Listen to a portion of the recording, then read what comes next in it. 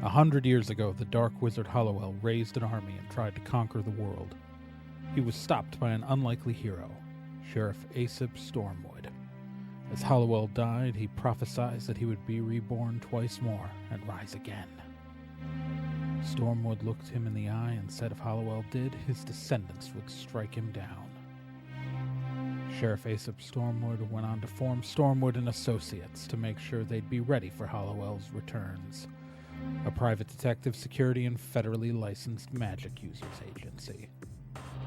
25 years ago, Hollowell returned for the first time, and a Stormwood made good on Aesop's promise. But the third coming of Hollowell may not be so far in the future. But the young Raz Stormwood just might know it's coming, and she plans to be ready.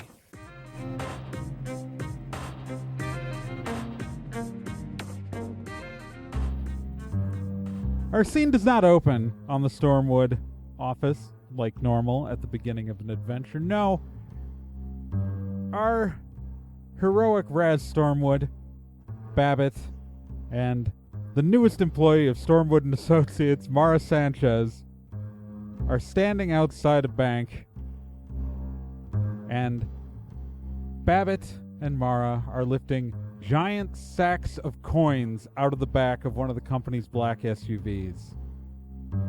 You see, the Sanctuary of Mercy was not exactly happy with the way that Stormwood and Associates fulfilled their contract, and decided that rather than write them a check or hand them bills, decided to pay their bill in as many coins as possible.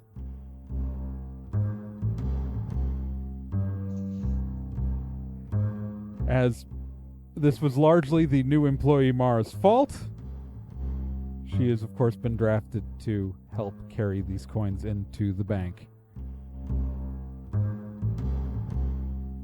You guys are on the city street outside of the bank. And, it's, to give some description, we are in the middle of San Ricardo. This is a fairly busy street. The bank is in a larger building that is flanked on both sides by other similar multi-story buildings. The bank branch that you guys are going to is on the first floor of this building. And the doorways, open straight into the branch from the shop. There are upper floors on this building that the bank doesn't occupy. Mara is grumbling and just sort of looking annoyed.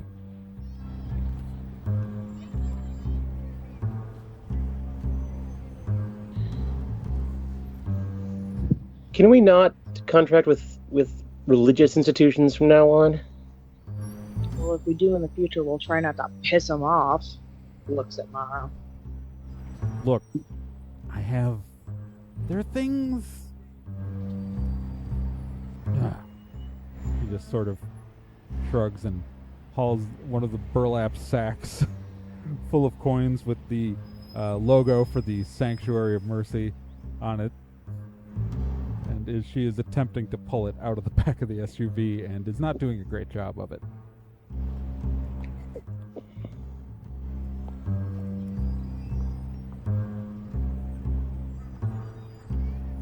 Babbitt lifts his bag up onto his back. What's your fitness? 3. It is not an easy task. It's you managed to do it as Mara manages to do it. She also has a fitness of 3, but this is you're pretty much dragging it. Also, right. The fact that the bag of coins is almost your size, it's not helping.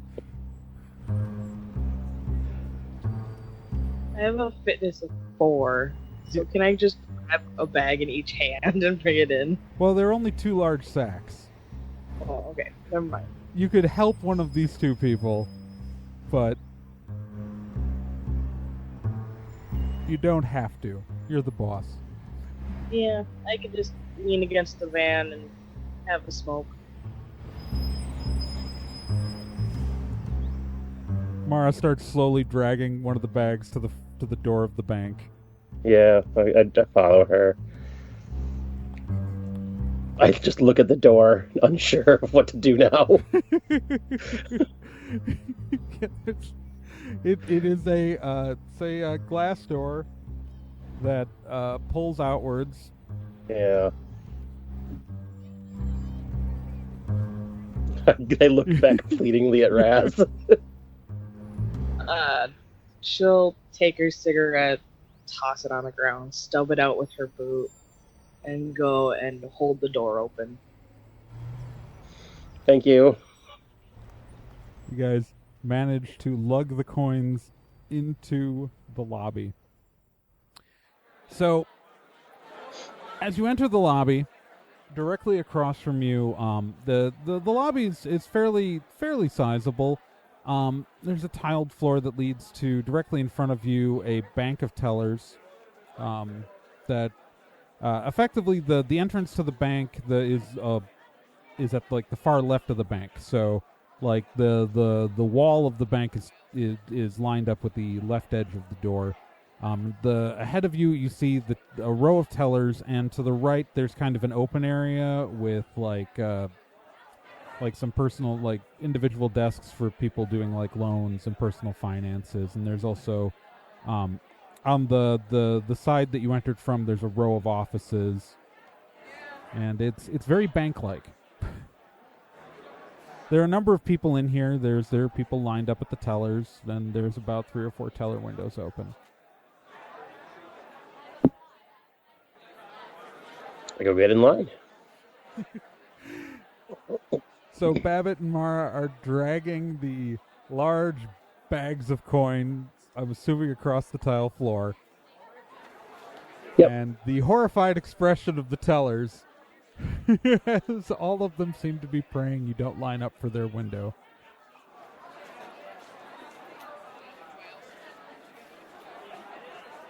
There are 3 tellers. And I'm assuming, Are there no coin counting machines?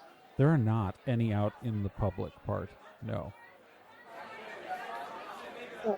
You're going to have to get these over to the tellers.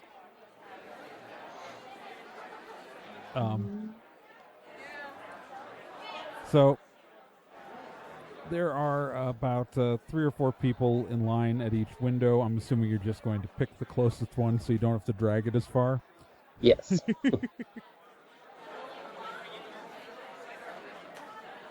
All right.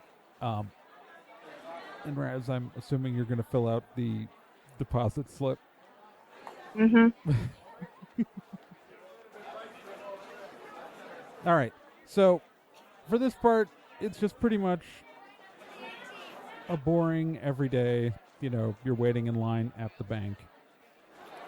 As you get to the window, a young woman looks completely dejected on the other side of the other side of the counter. Can I help you? Yeah, I'd like to make a deposit, please. Can I slide over the deposit slip? How are gonna? That's a what? Margaret. She motions to another one of the tellers. Can you get Glenn to get a cart? Every teller is just sort of looking at you like you're Satan. Eventually, an older gentleman in a security uniform walks out with a cart, and he and Mara managed to get one of the bags of coins onto it. Have to take more than one trip, I guess. The cart is, and so this guy this elderly security guard who's probably about 75 years old, wire thin, thick mustache, is now trying to push this cart of coins back through to a security door to bring them back behind the tellers. As you guys are waiting there, you start to see Well, let's see here. How do I describe this? 11 men in matching black suits and obnoxious Halloween masks carrying shotguns burst through the door. Really? An alarm sounds, and after all of them enter, a shutters slam down over the front door, as clearly a teller has hit an alarm. The man in front yells, "Everyone drop to the ground!" This is a bank robbery.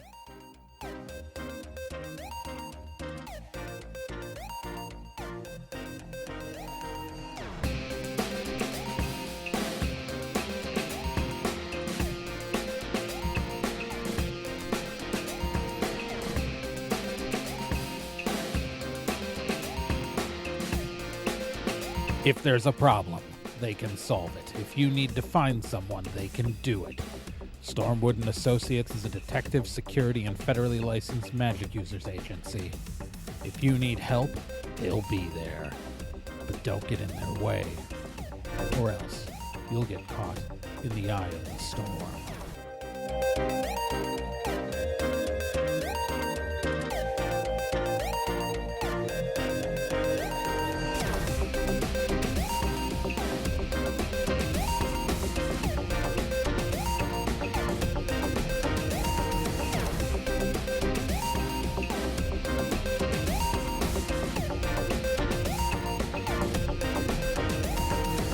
So right now, 11 men with shotguns are, some of them with bags, are now spreading out around the room, and they've already now slammed the elderly security guard to the ground.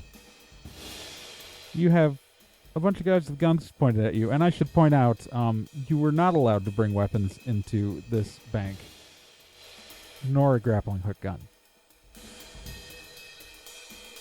Okay.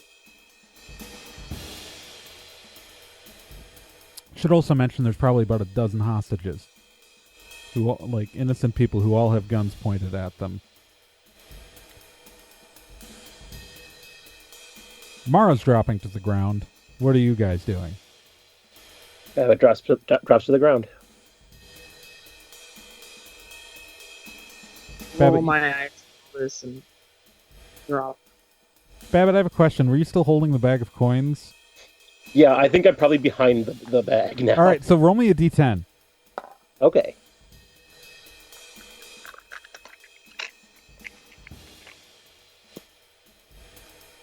Eight. As you drop to the ground, the bag of coins opens up and spills all over the floor. Right.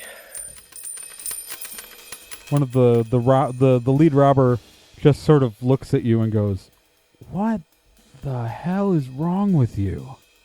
Sorry. Who does that? The bank robbers are now pointing their guns at... So 3 of them are going to the tellers. And you can hear the lead who walked in first. I need the bank manager immediately. You, he points to one of his other guys, put all of these hostages in the office to the left. You are all now being herded into a small office that is in the back corner of the room. Are you guys going to go? Yep. Yeah. Okay. So, Mara, Babbitt, and Raz, and 12 hostages are now being herded into a small office. And there are about 3 of the guards. Three of the bank robbers are in there with you, holding guns on you.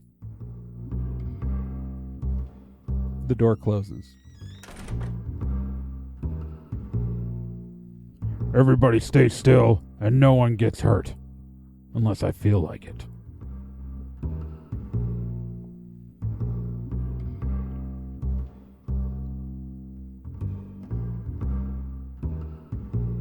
Why are you doing this? What? Why are you doing this? It's a bank robbery. Sure, but why? Why does anybody rob a bank? I don't know. Because it's there. There are a lot of places that are there. Do you rob all of them?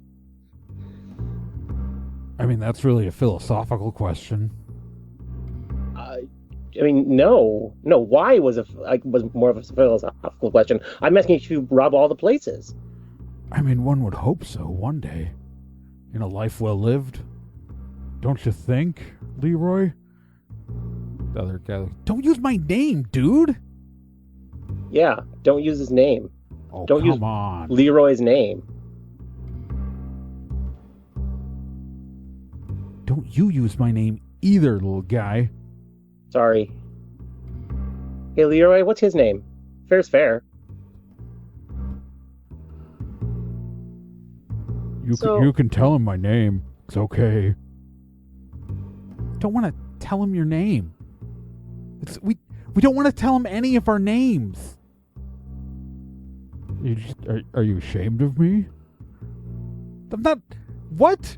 I mean, kind of right now. Are you ashamed of him? Kind of right now. Shut up. Points his gun at you. Shut up. God. Dude. You've been so annoying since you got therapy. I've learned to process my trauma.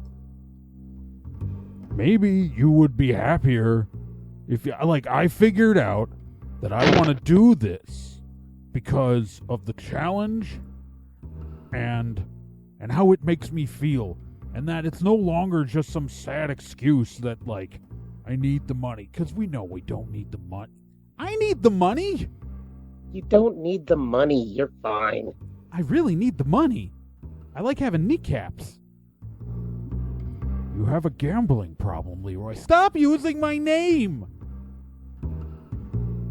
So while all of this is going on, I assume they're being distracted well enough that...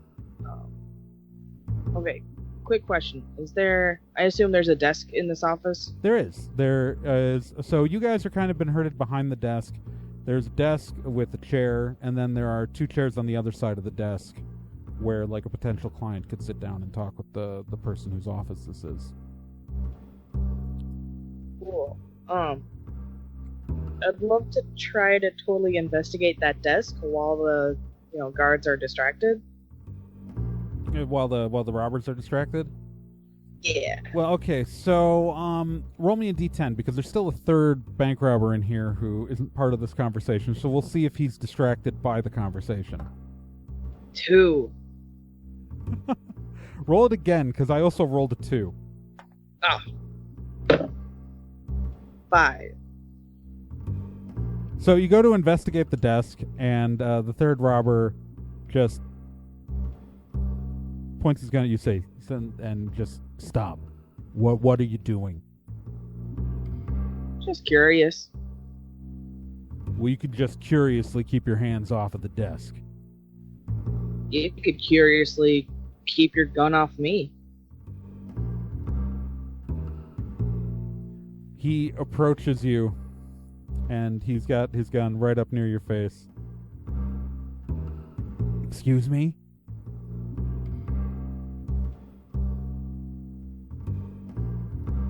Yeah, you could stick your little pea shooter somewhere else there, friendo. He's still pointing it at you.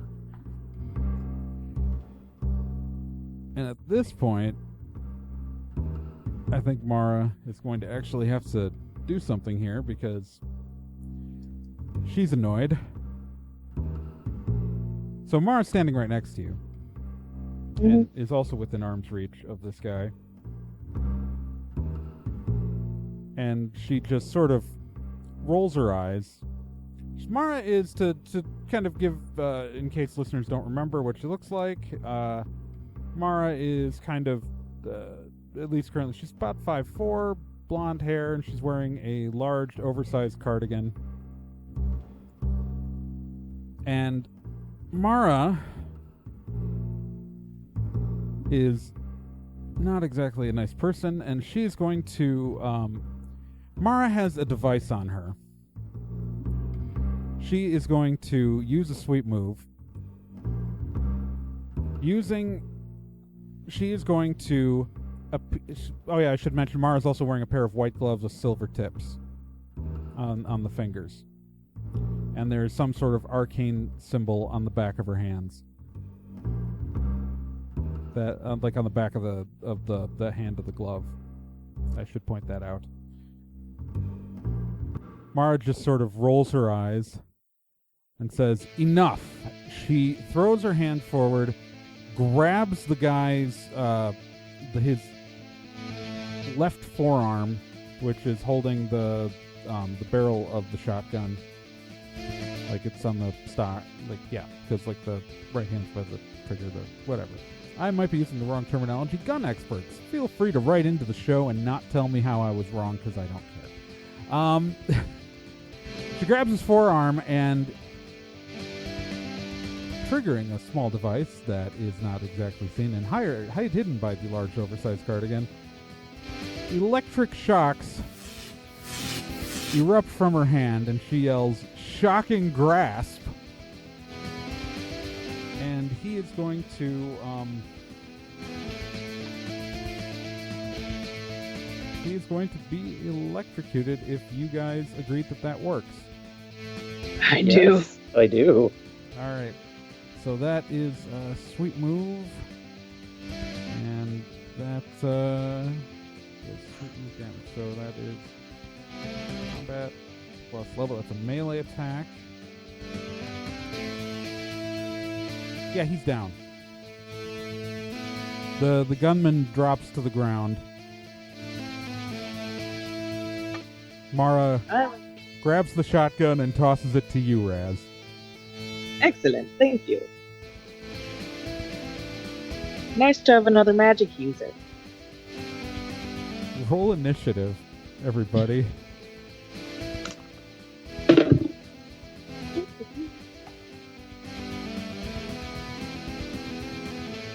I got a 7. That's the worst I've ever done, I think.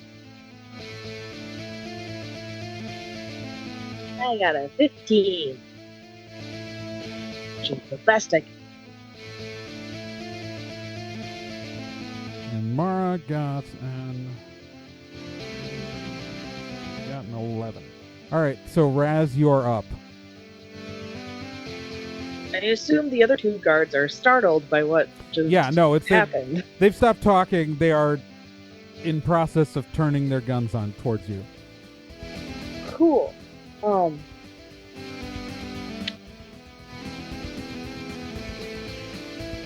They're standing fairly close together, correct? Yeah. There's probably about 4 feet between them. And they're next to a wall? They're in front of the door. Yeah. I think I'd like to use... Well, here. I'll explain what I want to do, and we'll see if it would be a sweet move or otherwise. Holding the shotgun, I would love to run straight into one of the guys and like use my shoulder and like just bash him into the door while shooting the other one. Okay, so right now you're a little behind the desk, so you want to vault the desk, charge into one of them while shooting the other with the shotgun. Yes. And as a sweet move.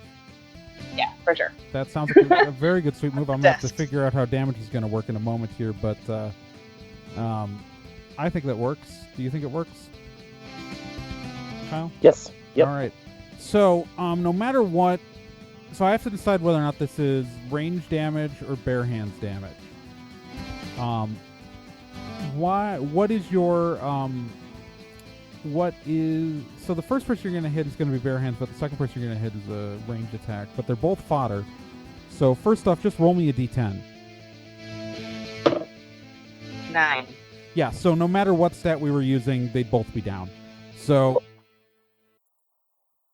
you've just taken out 2 for 1. So okay, so you are right now, you are still in the office with all of the hostages, but you've taken out 3 of the bank robbers. And the door held when I bashed the guy against it? Yeah, it did. Okay. Cool. So clearly the rest of the people there might have heard the shotgun go off, but nobody knows for sure what's happened. Are we still in initiative order? Are we going to keep that? I'm going to keep that initiative order for the moment, but okay, so Mara looks up at you and says, I have an idea. Yeah. She grabs the mask off of one of the robbers and begins to take his suit jacket off. The one that's at her feet that she knocked out. No shit, Sherlock. I'd love to use my 5 minutes to disguise myself as one of And in fact, that's also what Mara's going to do, because she is a spy, is her current archetype as well. That's great.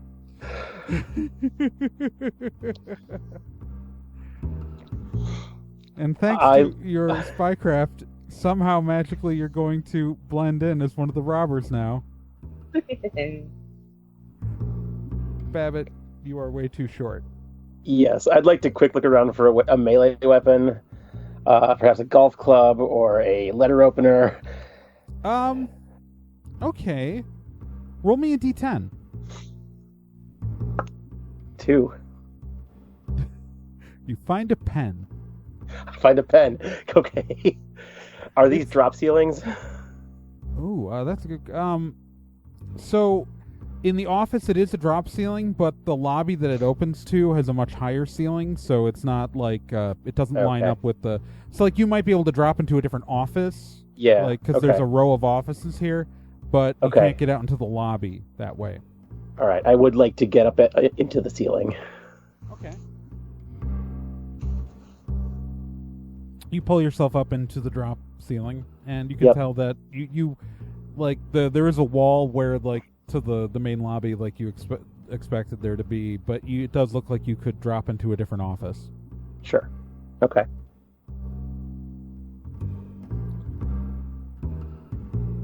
All right, Raz, what are you and Mara gonna do? Well, was the disguises was Mara's plan just the disguises, or does she have more? Oh, she had no other plan. Okay, cool. Then I am going to go have a word with the other hostages and just tell them, hey, I'm a private detective. I assume I have my phone on me. They didn't take away. They did not take your phones. Yeah. I'm gonna tell them to, hey, call the police. So, you pull out your phone. There is no signal. Fun. Does my communicator work? Your earpiece, you can test out your earpieces do work with Mara and Babbitt. But if I tried to contact Cal, you're not getting an outside signal. Something's jamming any communications out of this building. Okay, cool. Well, I'm still gonna tell the hostages to sit tight. I'll get them out safely. I mean, you can assume that an alarm's been triggered by the fact that the shutters went down over the door. Hell yeah. So, like, obviously the police have probably been alerted. You know the police know that something's wrong. Okay, cool. Then, I am just going to tell Mara to follow my lead, and I'm going to whip open that office door and yell out there. Was Lloyd the one that went? No, Lloyd was the one that went down. Leroy's the one you shot. Leroy. Okay, and I don't know the name of the one that went down, that got electrocuted. No, yeah, the guy who got electrocuted, pretty much his only dialogue was pointing his gun in your face and telling you to sit down. Yeah. But I'm still gonna fling that door open and yell into the lobby, "Hey, we got a problem here." Handle it! You hear the voice yell from by the tellers. Our dude just got electrocuted and went down. Something's going on. You know, the electrocuted one's the one whose clothes I'm wearing, right?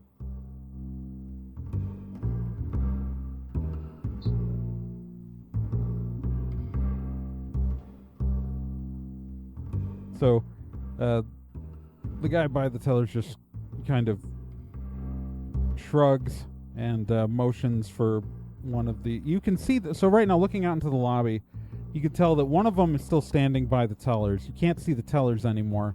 The door to the back is open. Like you're in like a loan officer office where this happened. The door to the back behind the tellers is open, and there's another guy kind of, he looks like he's hauling something back there. Like you don't know what.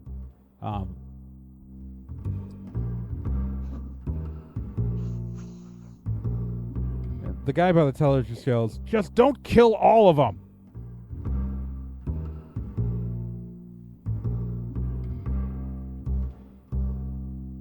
Okay. How many robbers do I see in the lobby? In the lobby, you just see the guy by the tellers, and then you can see there's motion so he's standing by the tellers. To the right of the tellers, which is actually more direct. So as you look out of the office, the guy by the tellers is to your left. Directly across the entire lobby, there's a door that's open to the back, and you can see that there's movement back there. Right. And so, but you're only seeing one guy standing in the lobby. But you know that there are more just literally right around the corner. Okay.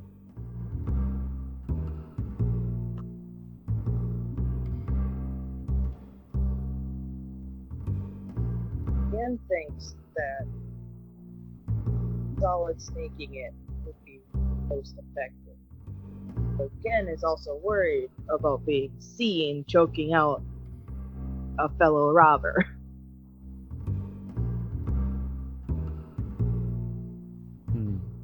Mara just sort of walks right out of the office, carrying one of the shotguns, and just starts walking to the back.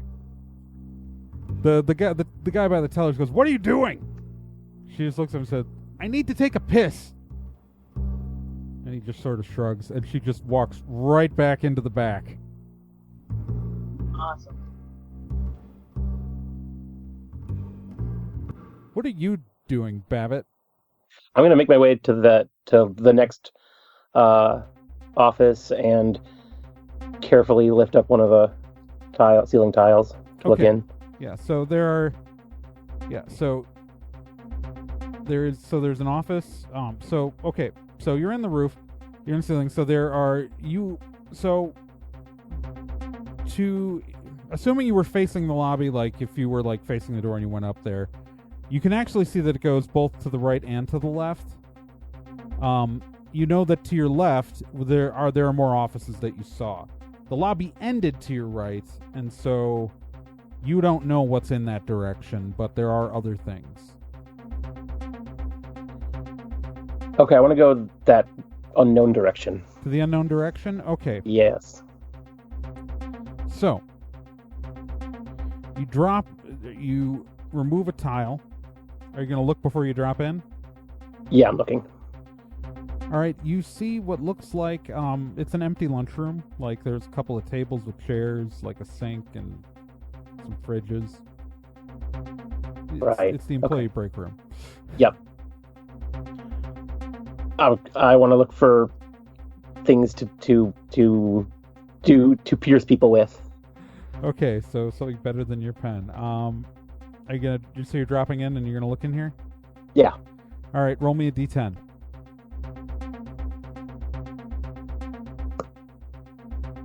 Two. You find a handful of plastic sporks. Okay. I leave those. I'm literally, so just to explain, whatever you're rolling on these d10s when I'm asking you that, the lower the number, the shittier the thing you find. Yeah, the higher the number, the better the thing you find. Yeah, I got it. I'm not purposely trying to be mean. That's fine. You know what? I'm better with my hands anyway.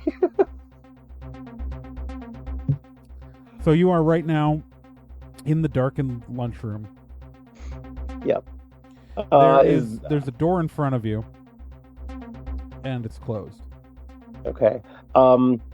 Is there a phone? Is there a phone? That is a Just try a landline. There's not one in the room you're in. Sure. Okay. I'll say that. It's because, there's just not one in the lunchroom. Yeah. I will point out there was one in the office you started in. Yeah, but I needed to get out of there. Because... Yeah. Okay. Spoiler alert, the line's been cut. Yeah, I figured, but it's something you gotta check. Yeah. But, okay, so you are in the lunchroom. There's a door in front of you. Okay. I would like to crack the door open. All right. What you see is a short hallway. On one side, so it's a short hallway with a door at the end that's closed. On the right, there are two doors. One is marked men's, the other women's. It's where the bathrooms are, and then there are two closets two closet sliding doors to the left.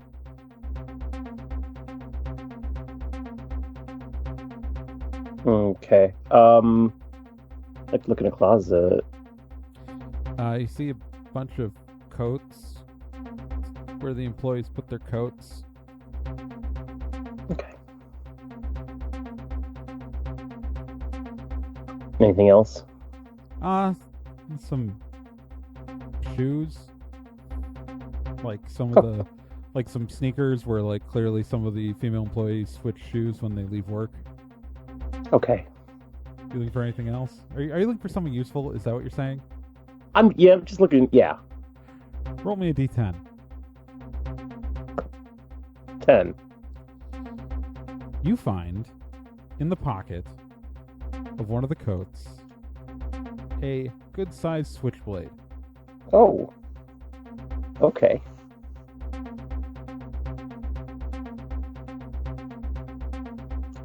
All right. I'm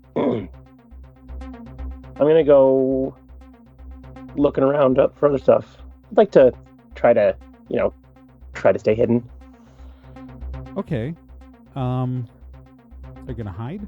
Yeah, if I can, try to hide if I can. 4. Your hide roll is a 4. Yeah. Well, that's gonna be great. Uh-huh. Well, it's better than a 1. All right, so... Oh, I meant to not close that. There we go. All right, so you are... All right, so let's go back to Raz. Raz, you've just seen your employee disappear into a door room where all the robbers are. Yeah. But I've seen her capabilities, and I heard the other robber out in the by the tellers, and knowing that, if I left here and he saw, he'd be right pissed. So I would love to, because my investigation of the desk failed earlier, I'd love to actually totally investigate that desk. Okay. So, all right, you go back into the room. You totally investigate the desk. It is a loan officer's desk. There are forms. There is a computer. There's a phone. What are you looking for? I don't know, anything useful, I guess. All right, so there's like a letter opener, and like if you need a weapon, it's a pretty sharp letter opener. It's something. I mean, you also have a shotgun on you right now. I know. Let me see here. There's not a lot in this. Literally was just a loan officer's office in a bank. It's there's a phone, but the line's dead. There's it is what it is. Yeah, no, that's cool. That's cool. I'd like to take the letter opener. Okay.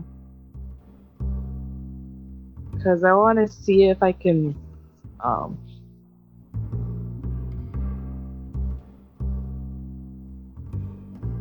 want to see if I can use it like a throwing dagger. I would definitely let you try.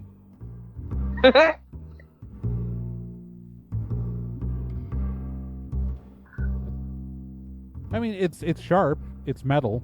It's it's a sharp, pointy metal thing. Yeah, it's just risky if it doesn't work. Right. Does it have any sneaky? I'll say this. I would say this. Yeah. It would work really well as a stabbing weapon, and on a sweet move, you could probably use it as a throwing dagger, but if you just tried to throw it as an attack, it probably wouldn't work all that well. Yeah.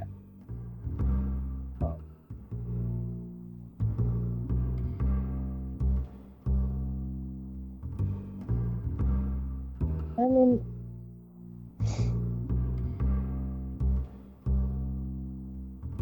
otherwise I could just walk up to that guy, snap his neck, and move on back. Okay, so while you're looking through the desk, you see the door open, and if it weren't for the fact that you know it's Mara, you'd be convinced it was one of the robbers coming back in. Okay, so, there's a bunch of them. But they got, one guy down by the vault. But, everyone else is in the safety deposit box room. I don't know if this robbery is exactly what they're trying to make it look like. What do you think it is? I mean, obviously they're looking for something in the safety deposit boxes.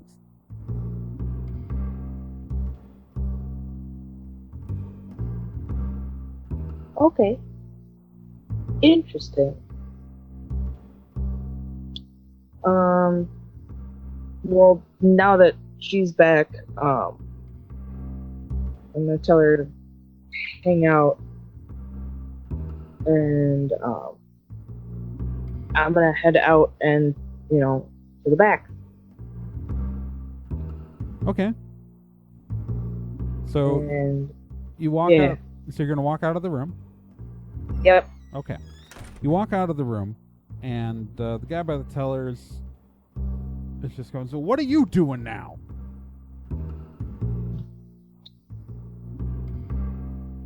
I walk up to him. You doing okay, Jonesy? Look, I know it's terrible about your mom, but we got to be professionals here.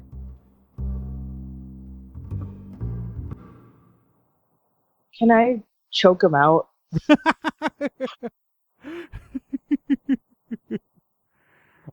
So do you just want to attack him? Yeah, I want to. Right, and so I'm asking, so you're going to try to choke him out, are you just, just doing it as an attack. Yeah, I think it'd just be a bare hands attack then, wouldn't it? Would. All right, so. Oh, let me make sure I've got him. Because my idea was, she walks out. He asks her, "What are you doing?" She replies, "I have to pee too." Crunk. All right. Roll your attack. So it's 1d10 plus your effective bare hands plus your level plus 1 because you're the main character. 10. All right. Let me see here. And his dodge is that hits. So roll me your damage. 1d10 plus your bare hands plus 1. 10. All right, and he's going to soak some of that. So he's going to take 4 damage. No, he's going to take... No, he's not going to... He's going to take 5 damage. Get those wrong stats.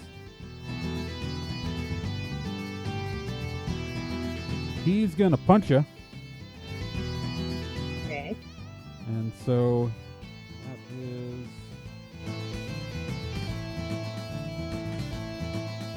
What's your sweetness plus level?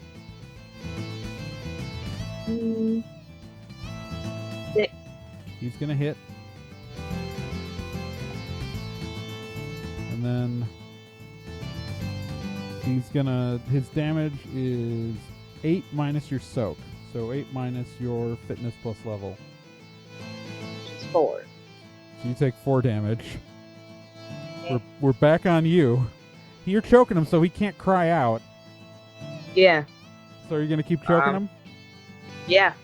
All right, so roll me your attack.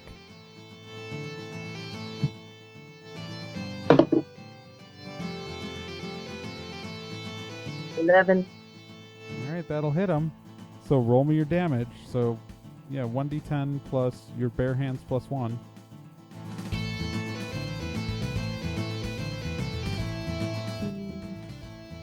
$4. Wow, do you roll like a 1?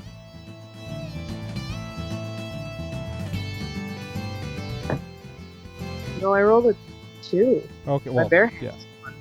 No, so that makes it's okay. So he's gonna soak that. So he's gonna try to hit you again, and he's gonna hit you. And what's your soak again? 4. You're taking another 3 damage. We're back to you. You're still choking him successfully. So. I just want to like bash his head against the counter or something, but right, still count. Still bare hands attack. Oh yeah, so it just sounds cool. Well, if that's what you want to do, it's okay. So roll me 1d10 plus your bare hands plus 1. Plus your level too. So. Attack roll. Wow. That'll hit him. Roll me your damage. 1d10 plus your bare hands plus 1.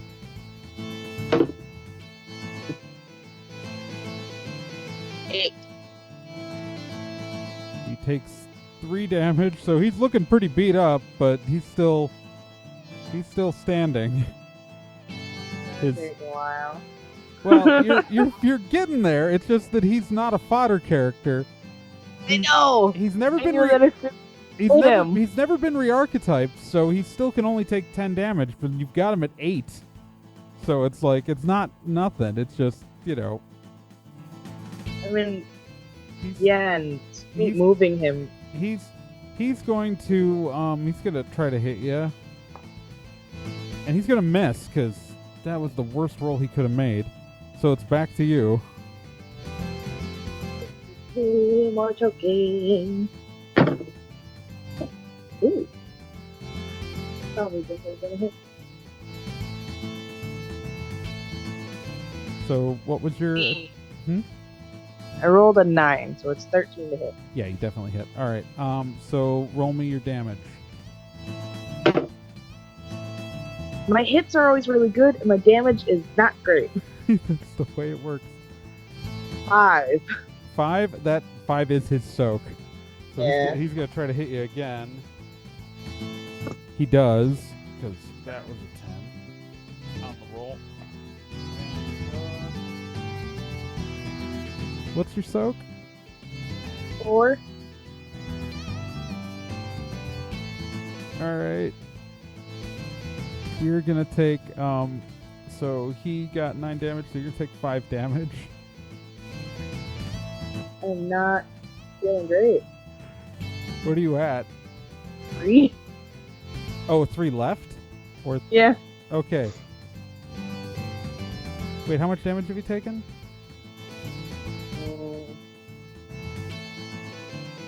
Because you can take. 12. Oh wow, you've taken 12 damage.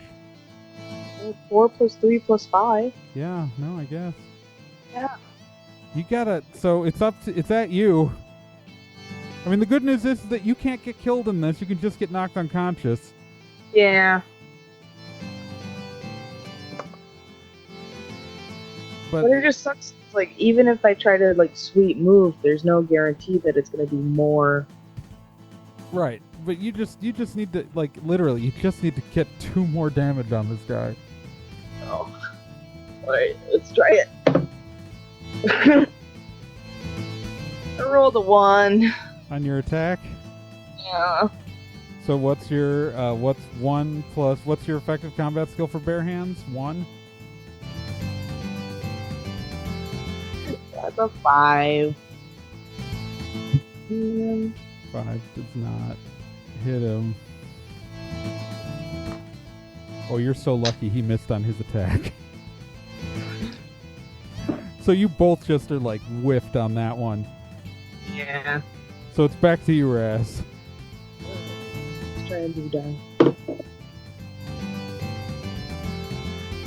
7. 7. All right, that's your 1d10 plus your combat skill plus your level is 7. Yeah. All right, his sweetness is 4, and his level is. Oh, that hits. Oh my gosh! That barely hits, but it hits. Roll damage.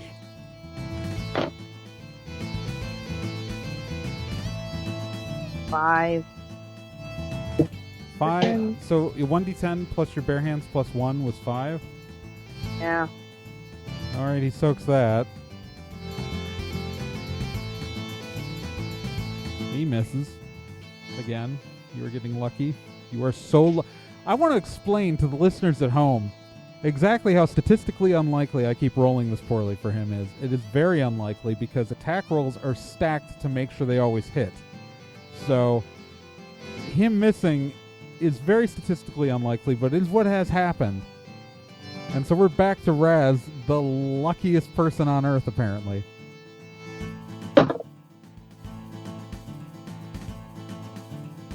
Seven to hit. That'll hit. It's another 5. Oh my god. So, what are you, like rolling 3s here or something? I'm rolling 3s. I'm constantly rolling 3s. I'm so bad. Alright, he's gonna attack. That'll hit. What's your soak again? 4. You're gonna take 1 damage after that roll. Okay. Alright, I will point out that what's your bare hands plus your level? 3.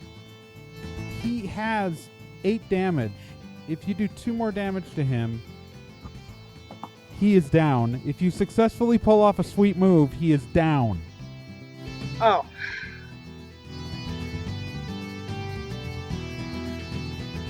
Okay. I can do sweet moves. When you think of one. Oh, I've basically got him in a chokehold. Yep. I can, I forget what the wrestling move is called.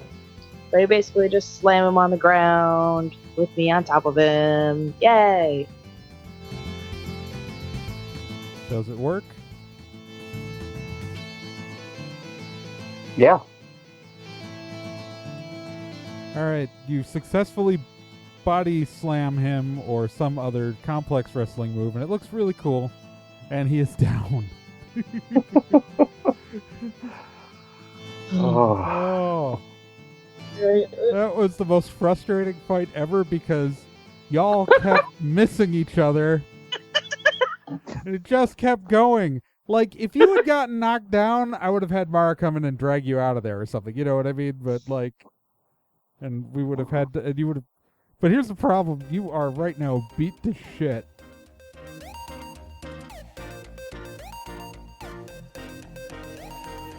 My name is Trey Dorn, and I was your game master for this session, and I played everybody except for Raz Stormwood, who was played by Gen Proc, and Babbitt, who was played by Kyle Johnson.